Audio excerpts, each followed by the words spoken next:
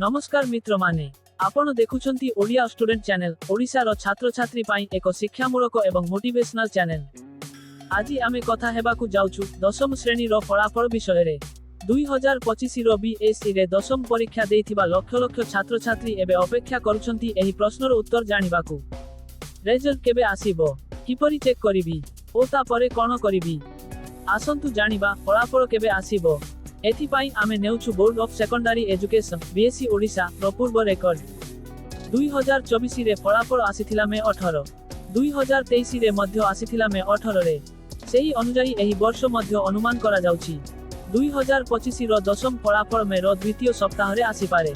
एही समय रे आपनक पाई मोर परामर्श हेला प्रतिदिन खबर रो अनुध्यान करंतु। बीएससी ओडिसा रो ऑफिशियल वेबसाइट देखंतु www.bscodisha.ac.in। आम चैनल ओडिया स्टूडेंट को सब्सक्राइब करंतु। आमे मिसिकी फलाफल दिन लाइव करिबा योजना रखिछु। रिजल्ट किपरि चेक करिवि, फलाफल आसीगला परे एही तीन उपाय रे आपण चेक करि पारिबे। एक, वेबसाइट द्वारा प्रथमे जिबे www.bscodisha.ac.in को। एथिरे दशम रिजल्ट 2025 लिंक देखिबे। रजिस्ट्रेशन नंबर और जन्म तारीख दे रिजल्ट देखंतु। 2, एसएमएस द्वारा मोबाइल रे टाइप करंतु ओ R10 स्पेस रोल नंबर लेखि पठांतु 567650 को। 3, ऐप द्वारा ओडिसा रिजल्ट ऐप को प्ले स्टोर रु डाउनलोड करंतु। एठी मध्य आपण रिजल्ट चेक करि पारिबे।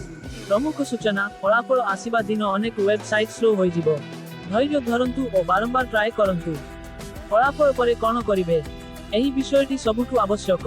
अनेक छात्र रिजल्ट देखि हताश होई जांती, किंतु एहा अंत नुहे। फलाफल जहा हेउ आपनक भविष्य तो आपनक हाथ रे। एहा परे तमे युक्त 2 साइंस, आर्ट्स, कॉमर्स करि पारिबो।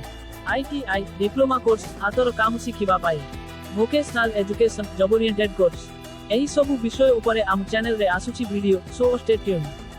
जे नंबर अधिक पाइछंती गर्व करंतु, किंतु अहंकार नुहे। जहा नंबर कम भय पाइबे नाही। आपनक यात्रा एठारु आरंभ। ओडिया स्टूडेंट रो संदेश आपनक दिग्दर्शन पाई आम चैनल ओडिया स्टूडेंट सब बेले आपनक सह अछि आउ रहिबो।